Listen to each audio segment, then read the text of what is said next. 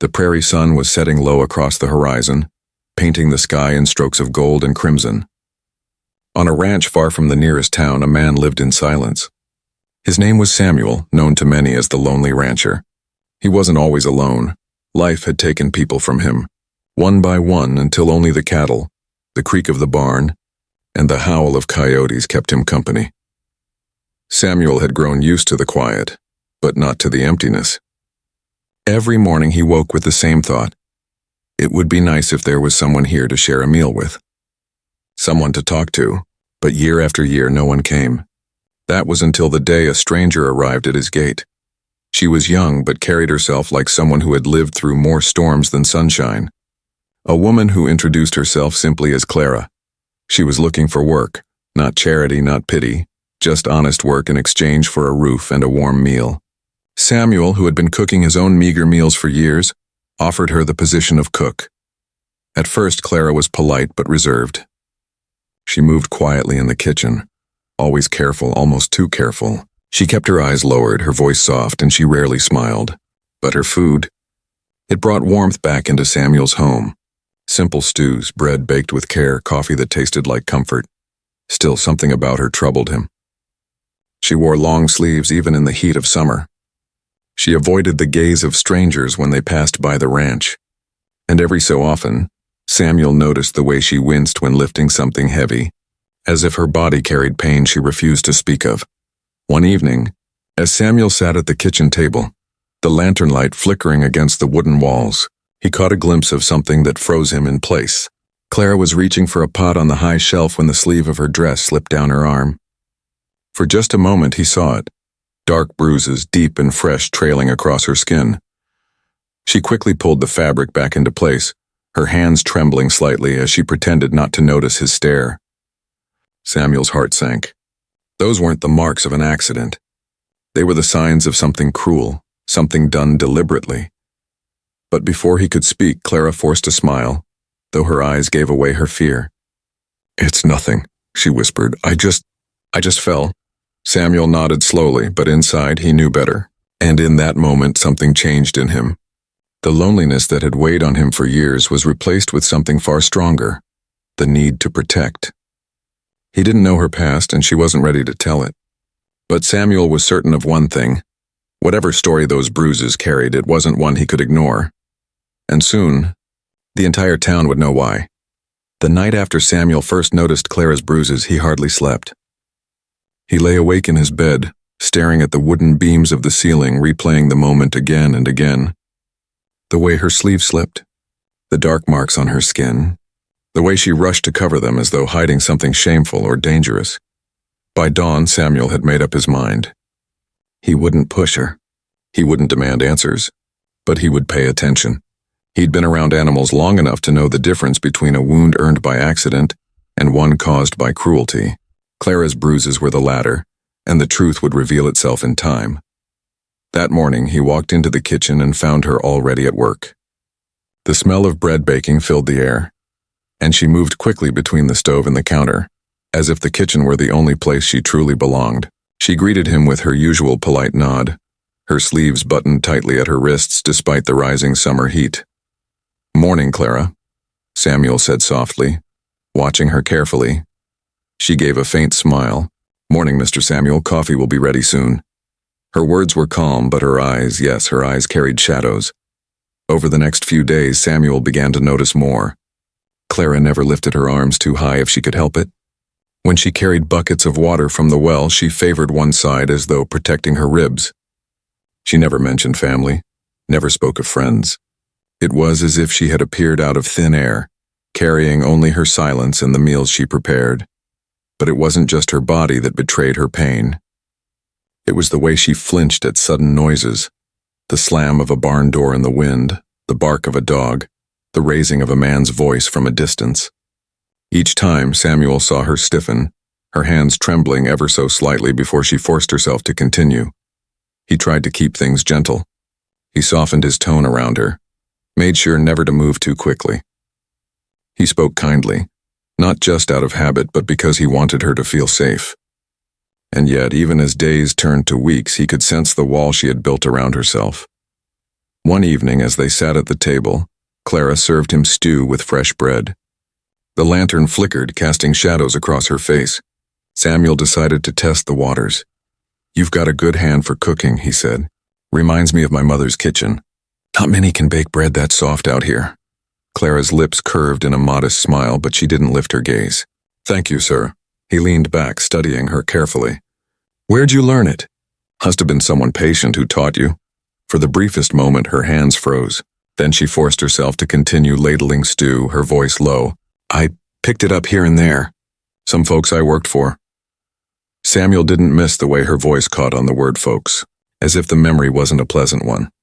After supper, when she cleared the dishes, he watched the way she rubbed her wrist as though it ached. He wanted to ask, wanted to tell her that she didn't have to hide whatever hurt she was carrying. But something in her posture stopped him. He realized then that if he pushed too hard, she'd retreat even further into her shell. The next morning, Samuel rode into town for supplies. While at the general store, he overheard two women whispering. "Did you hear about that girl working up at Samuel's ranch?" One said, "Yes, poor thing. Came through town quiet as a ghost. Wouldn't say much, but I swear I saw marks on her face before she turned away." Samuel's jaw tightened. He didn't say a word, just gathered his goods and left. But the whispers confirmed what his eyes already knew. Clara's past wasn't just troubled, it was dangerous. When he returned, Clara was outside hanging laundry. Her sleeves slipped again, and this time Samuel noticed the fading outline of a bruise near her collarbone. His chest tightened. It wasn't just her arms, it was worse. Clara caught him looking, and for a moment fear flashed across her face. Then quickly she forced a laugh. "I'm clumsy, Mr. Samuel, always have been. Walk into doors, trip over things." Her voice trailed off, and she looked away, folding the sheets with shaking hands. Samuel didn't believe her. Not for a second. But he also understood she wasn't ready to speak. Whatever truth she was hiding, it was heavy enough that she would rather lie than face it. That night, Samuel sat alone on the porch, the stars wide and endless above him.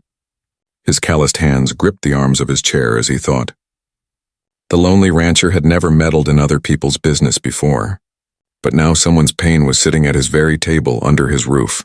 He knew one thing for certain. Clara's past wasn't going to stay hidden forever. And when it came knocking, he would be ready, because sometimes silence speaks louder than words. And Samuel had heard enough to know.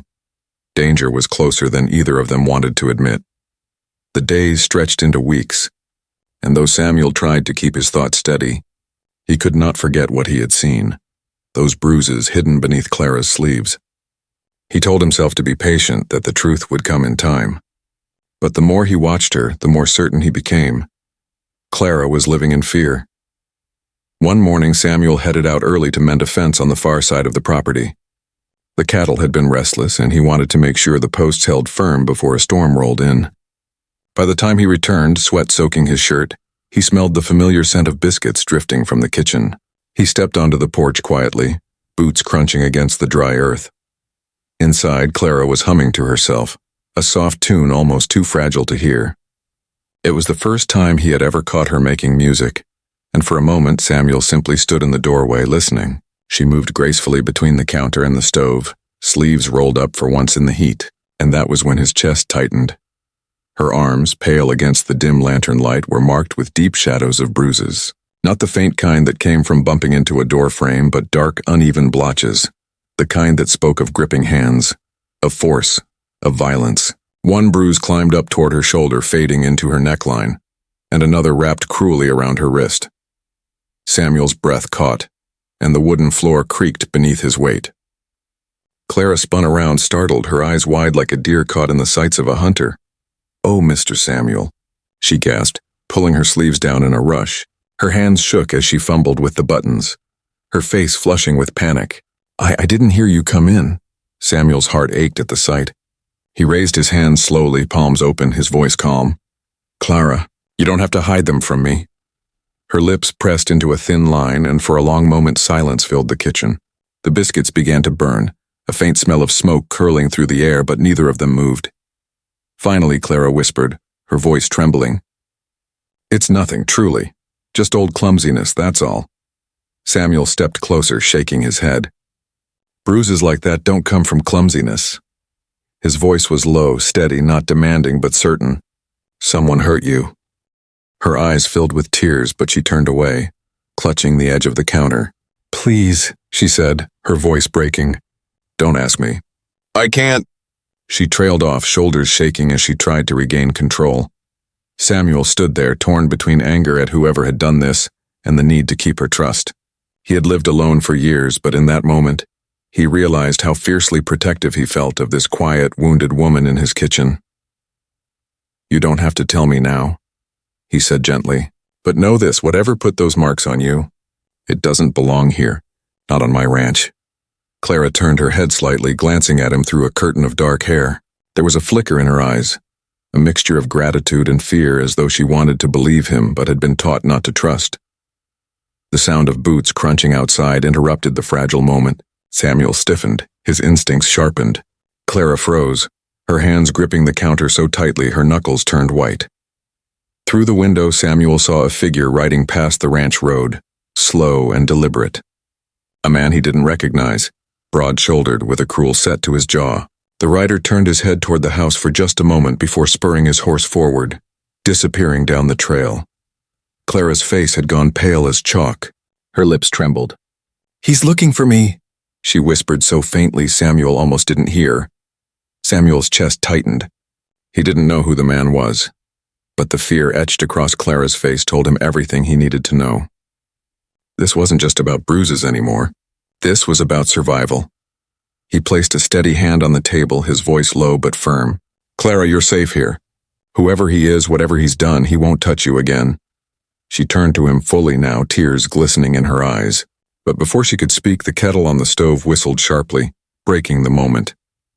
Clara quickly wiped her face and busied herself with the pot, as though nothing had happened. But Samuel knew better. He had seen the truth written on her skin and carved into her fear, and though she wasn't ready to speak, the lonely rancher had already made his decision. The bruises were not just marks of the past, they were warnings of danger still lurking. And Samuel swore to himself then and there, when that danger came knocking, he would be the one to answer, because no one, not even a lonely rancher, could stand by and watch cruelty win. For days after the stranger rode past the ranch, Clara was restless. Samuel noticed it in every movement, the way her eyes darted toward the road whenever hoofbeats echoed in the distance, the way her hands shook slightly when she poured his coffee in the morning. She tried to hide it, but fear clung to her like a shadow. Samuel wanted to ask again about the bruises, about the man who had sent her pale with terror. But he held back. He knew that if he pushed too hard, she might disappear just as suddenly as she had arrived, and something deep in his bones told him she had nowhere else to go. One evening, as the sun sank behind the hills, Samuel found Clara sitting on the porch steps, her apron still dusted with flour. She was staring off into the distance, her hands folded tightly in her lap. You've been quiet lately, Samuel said, lowering himself onto the step beside her. His voice was calm, gentle, like one would speak to a frightened colt. Clara forced a small smile. I suppose I've always been quiet, Mr. Samuel. He studied her face, the soft curve of her jaw marked with faint lines of weariness. Quiet's one thing, afraid's another. Her smile faltered. She looked down at her hands, twisting them nervously. For a moment, Samuel thought she might open up.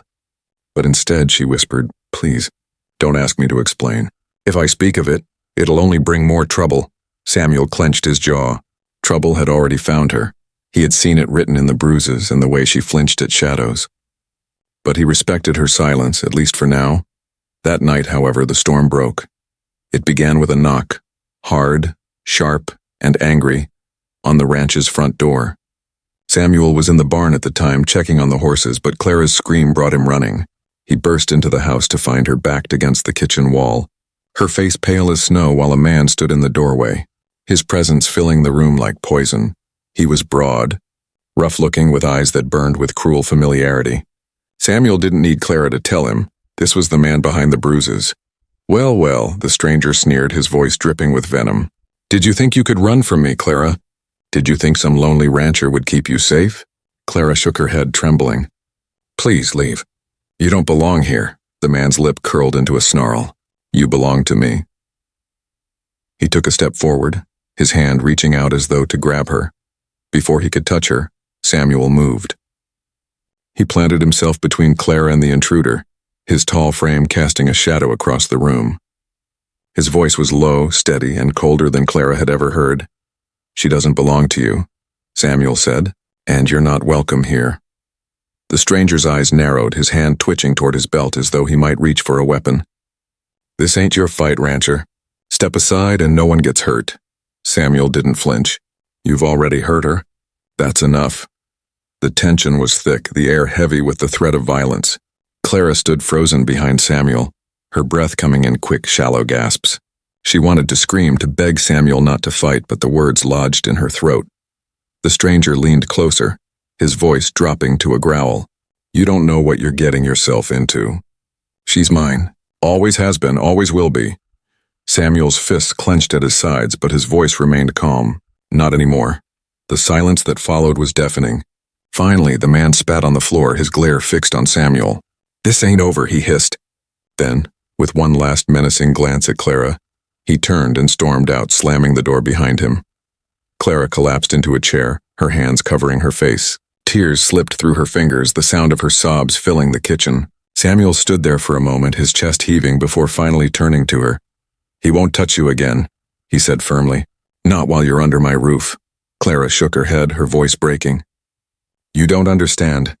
He won't stop. He'll come back, and when he does, he'll bring more trouble than you can imagine." Samuel knelt beside her, gently taking her trembling hands away from her face. His eyes were steady, filled with a quiet strength that surprised even himself. "Then let him come. I've lived alone long enough, Clara. Maybe it's time I stood for something more than myself." For the first time, Clara looked at him not with fear, but with a flicker of hope. And though the night outside was heavy with the threat of danger, inside that small ranch house a fragile bond had begun to take root. One built not just on shared meals and silence, but on the promise of protection and the courage to face the storm together. The days after the confrontation were tense. Clara moved through the ranch like a woman walking on thin ice, careful, quiet, always listening for the sound of hoofbeats. Samuel kept watch more closely than ever, but the unease hung in the air like a storm cloud waiting to break. And then it did. It was just after dusk when Samuel first noticed the faint glow on the horizon.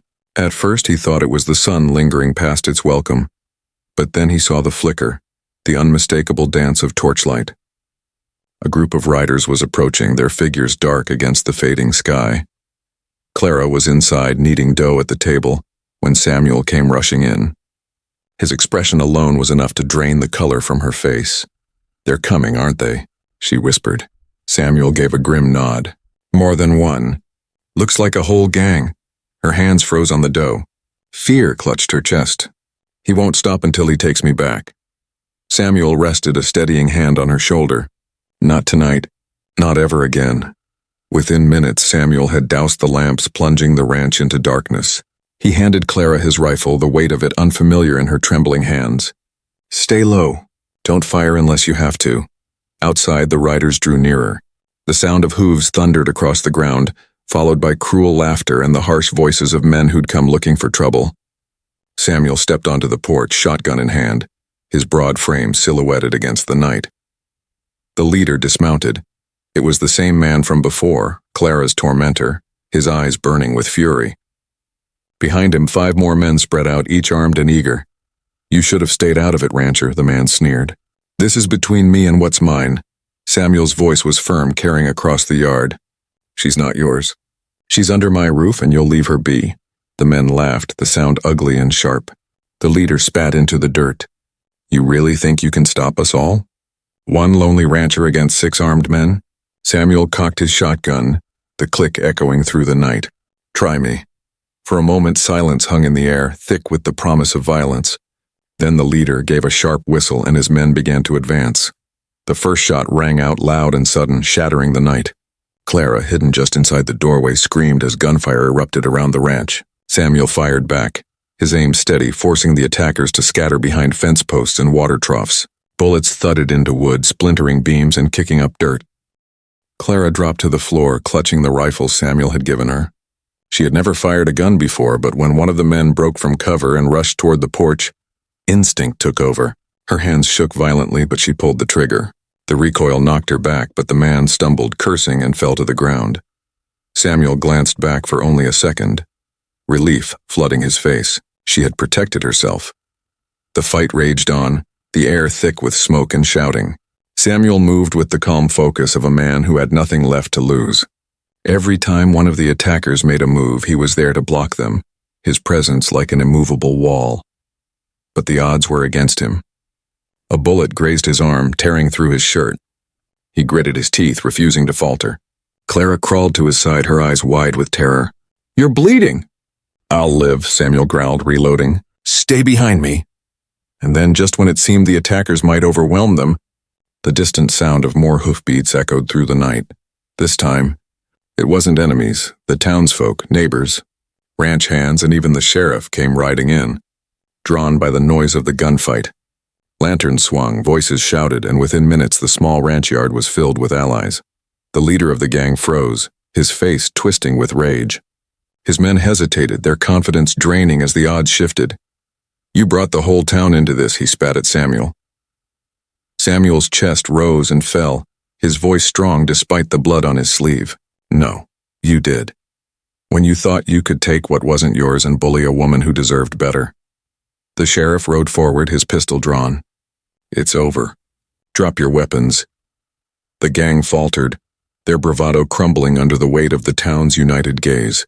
One by one, they lowered their guns. The leader resisted until the sheriff barked a sharp command, and even he, snarling, finally let his weapon fall. As the sheriff and the townsfolk rounded up the attackers, Samuel finally lowered his shotgun. His hands shook, but not from fear, from the weight of what had nearly been lost. Clara emerged slowly from the doorway, her face pale, her apron streaked with flour and soot. She looked at Samuel, at the man who had stood between her and the darkness, and something inside her shifted. She wasn't just a cook on his ranch anymore. She was part of something larger, something stronger. And as the townsfolk murmured about the bravery of the lonely rancher who had risked his life for a woman in need, Clara realized the truth. The whole town was shocked, not just because of the fight, but because Samuel had given them all something they hadn't seen in a long time: hope. The night had been long and violent, but by dawn the ranch was quiet again. Smoke from the gunfire still lingered faintly in the cool air, mingling with the smell of dust and trampled earth. Broken fences, scattered cartridges, and hoofprints told the story of the battle that had taken place just hours before.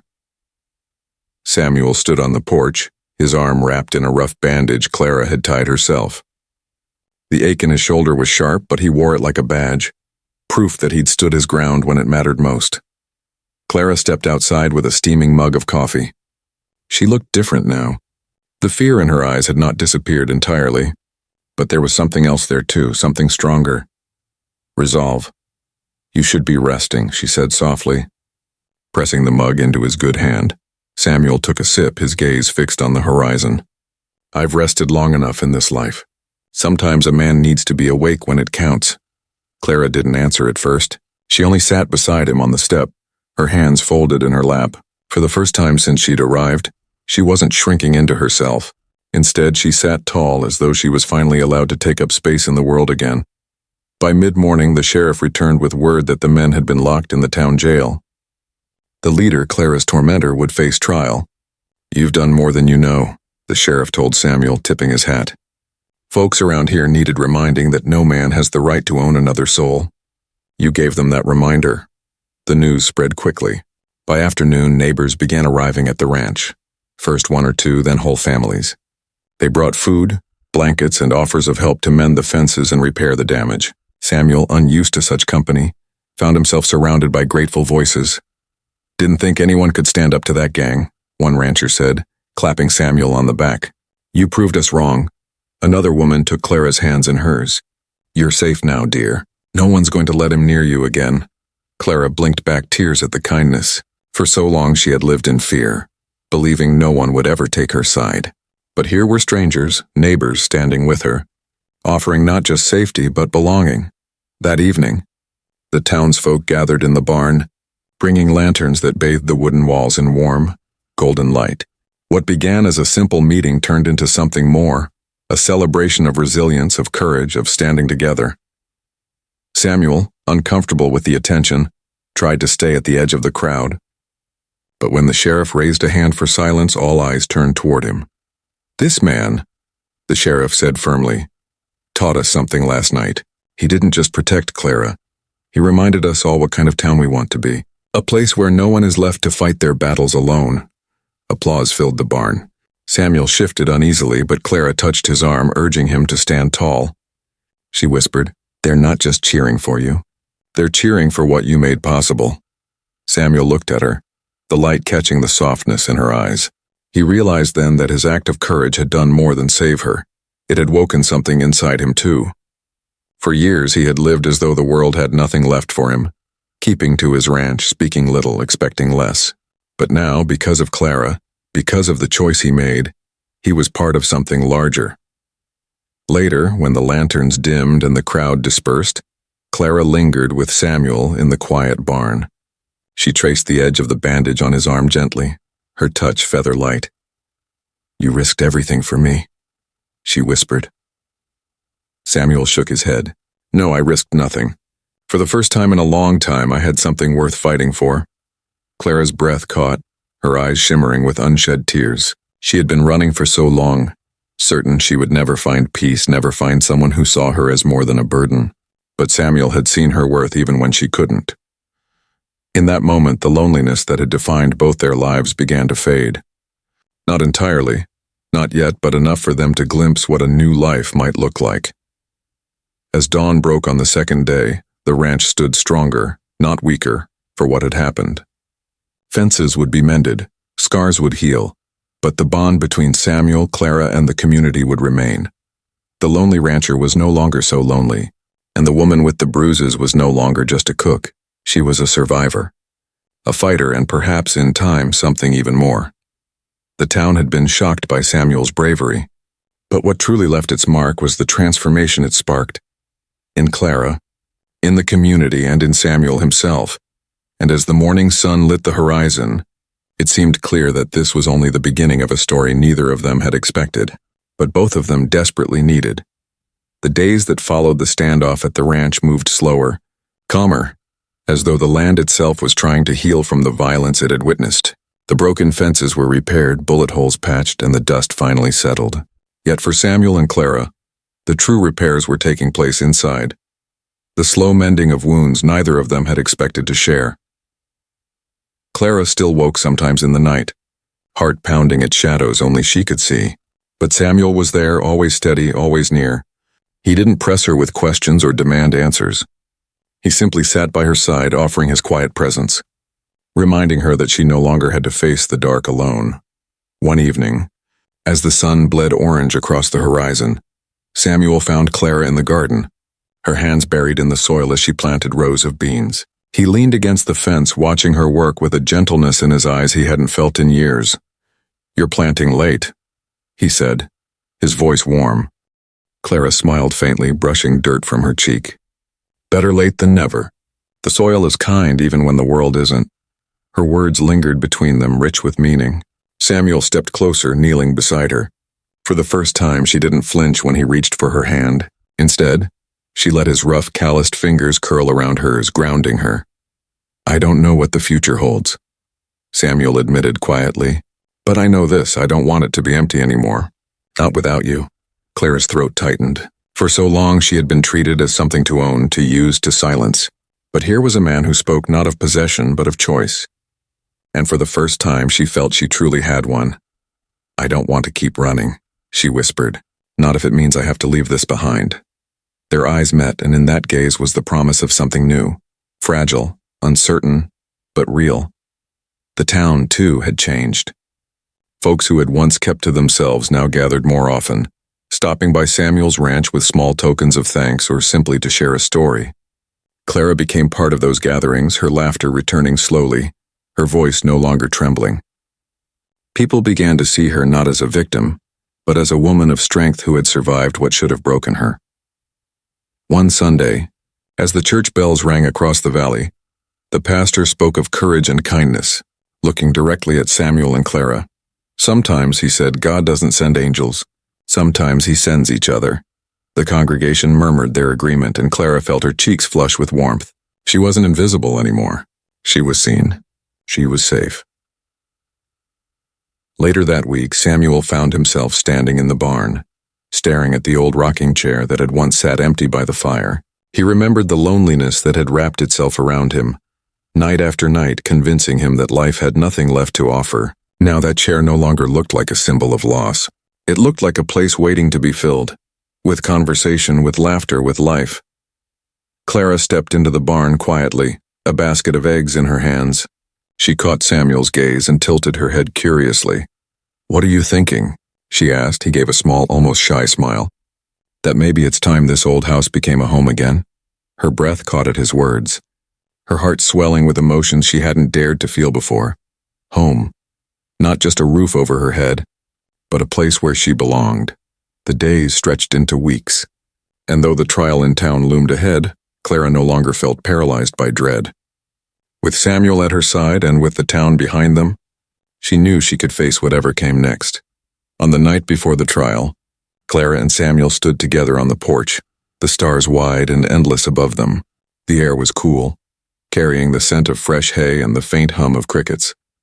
Clara leaned against him, her voice barely above a whisper. "Do you ever think about what comes after? When all of this is behind us?"